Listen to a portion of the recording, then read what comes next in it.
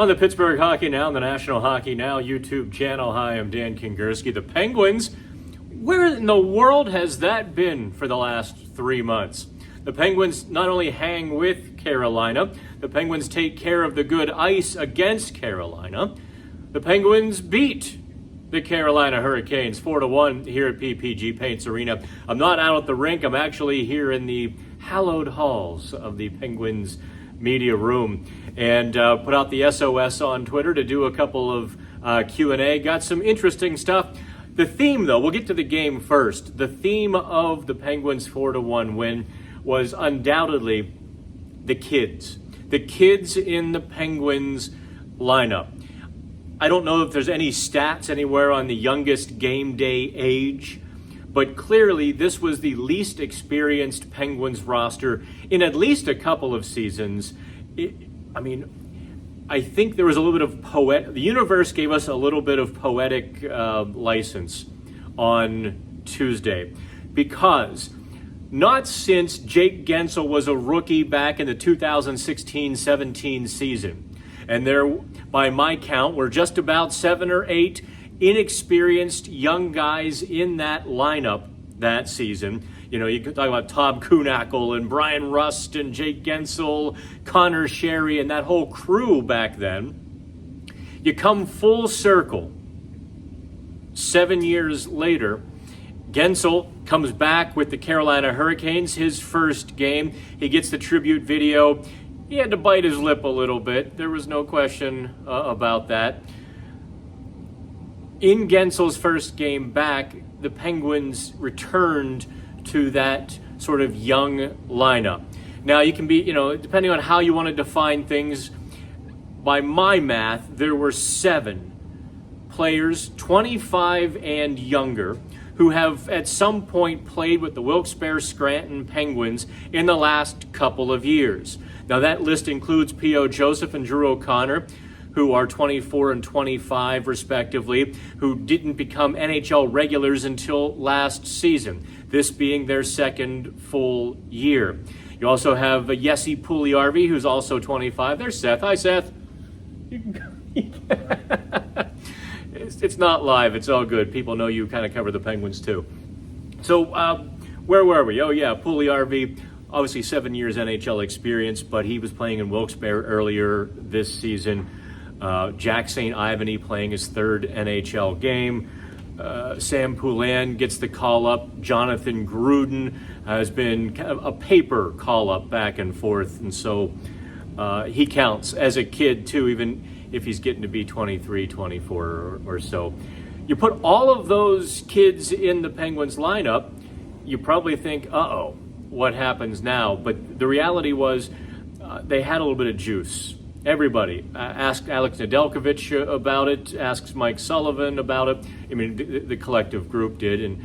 And to a man, they all said, yeah, they brought a little bit of enthusiasm. It's contagious, the energy. Should they have done it sooner? Well, that's one of the questions we got on the PHN Q&A. But just a couple of game notes as a matter of function. The Penguins really did, I think, do well around Alex Nedeljkovic. Now, they gave up 40 shots, but a preponderance, like a lot of them, were outside the dots. Carolina was doing their thing. They like to shoot from the rafters. Jake Guentzel, in fact, had 6 shots, but there weren't second chances.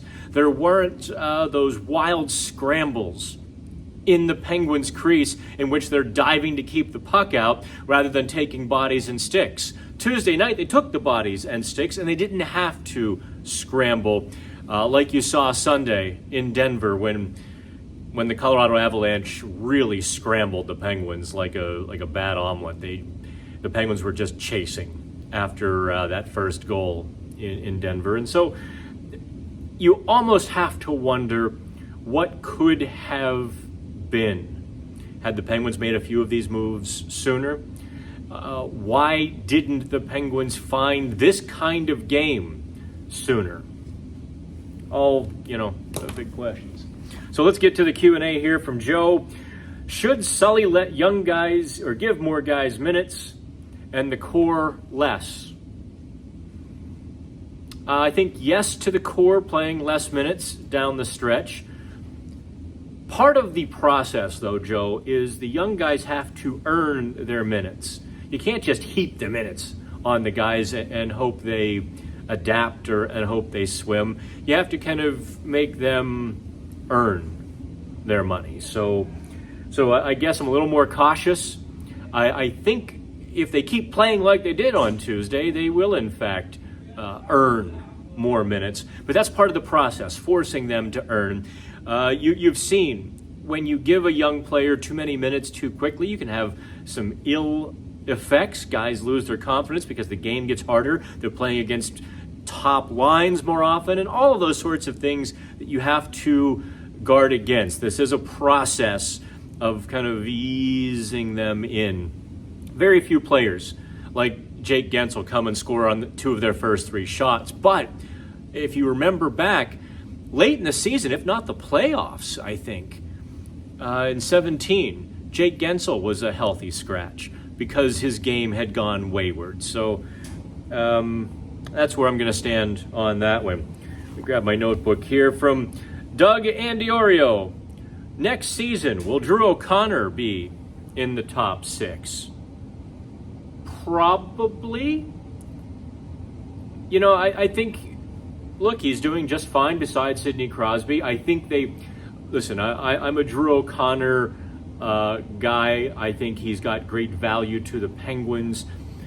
They might upgrade Crosby's left wing with a bit more scoring punch. O'Connor does a lot of things well. I don't know that he's a 25-goal guy, and that's what I think what you want on your top line.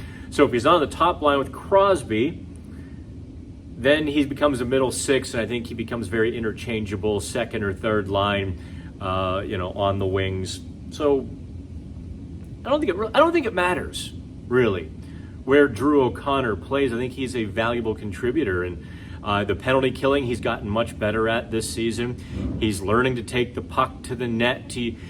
I don't think he'll ever become quite the power forward that he's built like, but with his speed, and he is a bit fearless, I think there's a lot there. So if he plays third line, no shame in that whatsoever. Let's see here. M-A-H, that's Matt. That's not M-A-H, that's Matt Meager. He has 2 questions. Will the kids stay in the lineup? Yeah, I think so. There's no reason to take them out unless they play their way out of the lineup. I guess that's an important caveat, right? Second question, was Jake just paying lip service? Now, for those of you who didn't see Jake Guentzel's quote after the game, he said, listen, it was my plan to stay. I guess they had other options, a better direction. It wasn't my choice. It was out of my hands. It wasn't my choice. No, I don't think that was lip service at all. Understand, and I'm not downgrading, or I'm not denigrating or criticizing Jake Guentzel here. He is not the most quotable athlete I've ever covered. I probably didn't talk to him very much over the last few years just because I knew he didn't like to give quotes, or, even when I kind of would toss him a few softballs, I felt like he was making a point to make sure he didn't get quoted, just staying within the lines and kind of doing his job that way. So for him to kind of step outside the lines and say something as honest as that, hey, it wasn't my choice, out of my hands, I wanted to stay. For him to go there, I think is significant, very significant. So no, I don't believe it was lip service that he wanted to stay. I don't think it was lip service that the team was angry. I don't think it was in any way, I don't think Kyle Dubas is downplaying it in any way, shape, or form when he says I have to make some unpopular decisions that guys are not happy with, and I know guys are angry about that stuff, but that Guentzel trade ruffled feathers. For good or bad. I mean, There is a school of thought that the Penguins should have had their feathers ruffled a long time ago. I wrote that this week, in fact. And I'll just kind of touch on the PHN column that was pretty well read, that Kyle Dubas made a mistake by not trading Jake Guentzel earlier. Once they talked last summer, Dubas essentially made his decision. They didn't talk contract again. So if you know you're going to trade him or you're going to keep him as your rental, I think the wise move would have been to trade him last summer when you can get full boat for him. You trade him going into the Christmas break or at the bye week All-Star break, when the team would have had time to digest, rage, voice their opinion, get angry, but also then come back to earth. Those 5 games when Dubas was talking to the team about trading Guentzel, those handful of games, I firmly believe was the true iceberg of the Penguins season. That's no mascot pun intended. That's when their Titanic hit the iceberg. They were bubbling around. They were there. You see them collapse in Calgary, get pounded in Edmonton, flatline against the Capitals. Until tonight, until Tuesday, the Penguins had just 2 wins over the last few weeks since those conversations started. Flip a few of those games, and where are the Penguins? 3-4 points out? If that. They never got those feel-goods. They got the rug pulled from them at the wrong time. That was kind of my contention. Dubas' instincts to trade or to make a decision earlier, like mid-December, by the end of the year, by the All-Star break, his instincts were correct. I guess maybe part of that mistake he made was that loyalty to the core to give them more time to figure it out. When in reality, if he'd brought in Michael Bunting in mid-February, Bunting has more time to adjust. Dubas has time to add around or patch some other holes. But by waiting, he handcuffed himself. And I'll stick by that. And I think some national guys read my column, because I actually got a note from one of them who said, that's the words I've been searching for. And I digress. We're getting off a little bit off topic here. These Q&As can go wide-ranging, right? Mikey P. Did a little birdie tell Mike Sullivan to play the kids? No.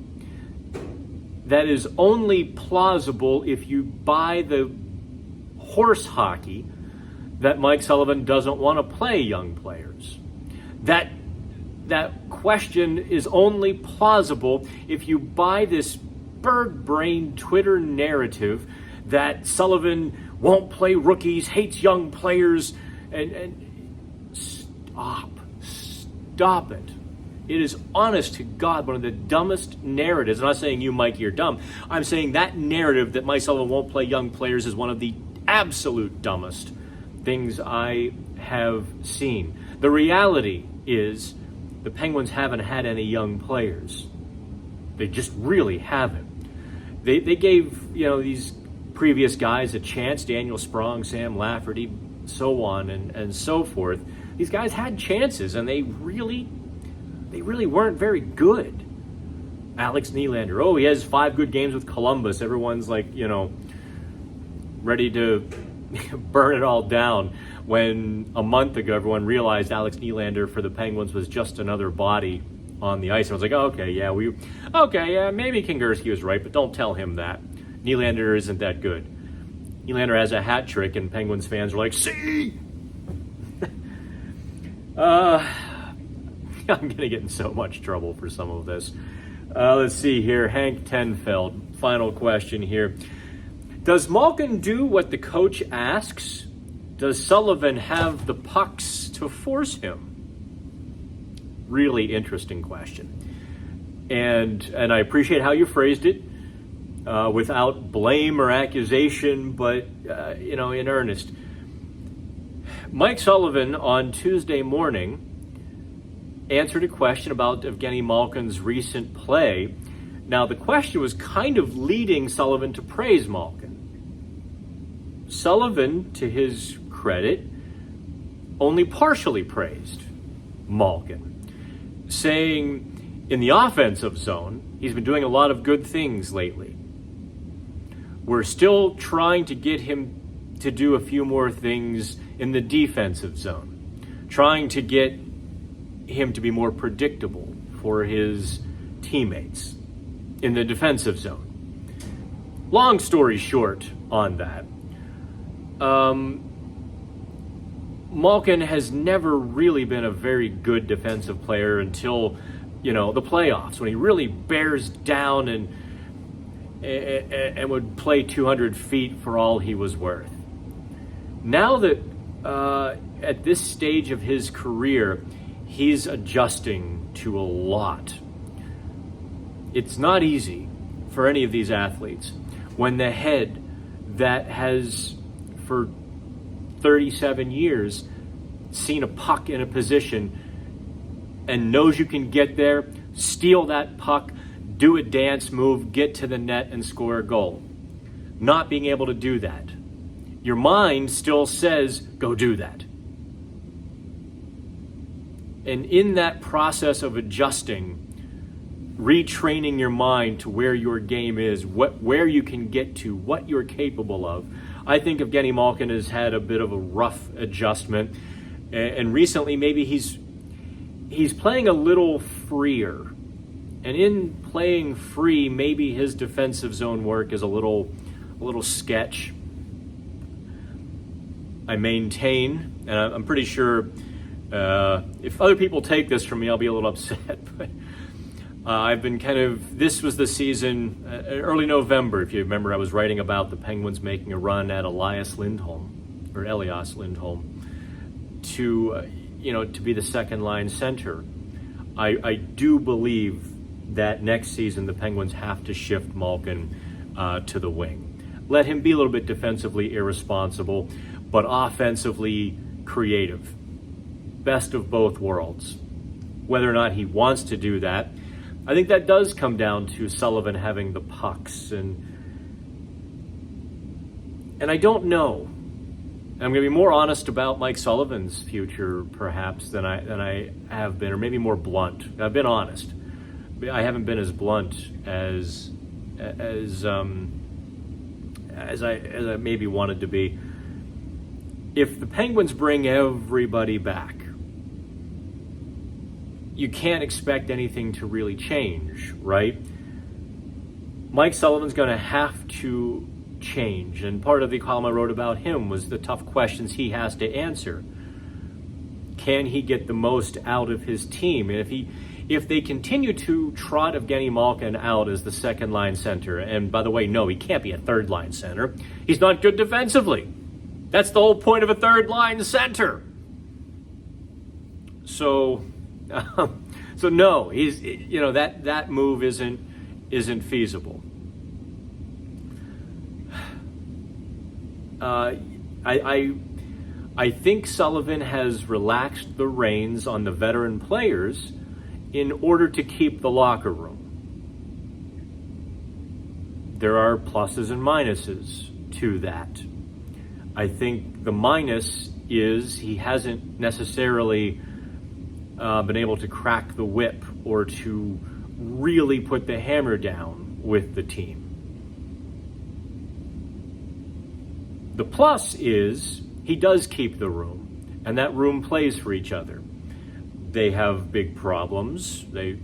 Part of it, psychological confidence, all of those sorts of things. Large part of it is age. So it's a complicated puzzle. Don't read into my words and extrapolate anything beyond what I've said. We'll see this summer. I think it will be very interesting if Mike Sullivan is one of the changes. I don't think he will be, but I think there has to be big changes. So it might get to one of those cases like where Jim Rutherford would say, I don't want to do this and I don't want to do that. But he would end up doing one of those two things because he knew something needed to be done. I think Dubas might find himself in a similar situation this summer. I don't want to trade any of the core players. I don't want to ask them to be traded. I don't want to change the coach. but I have to do one or the other. Maybe I should write that column here pretty soon before someone steals it from me. All right, that's 20 minutes. It's after midnight. I'm still at the arena because apparently I'm insane. I'm Dan Kingerski on the Pittsburgh Hockey Now and the National Hockey Now YouTube channel.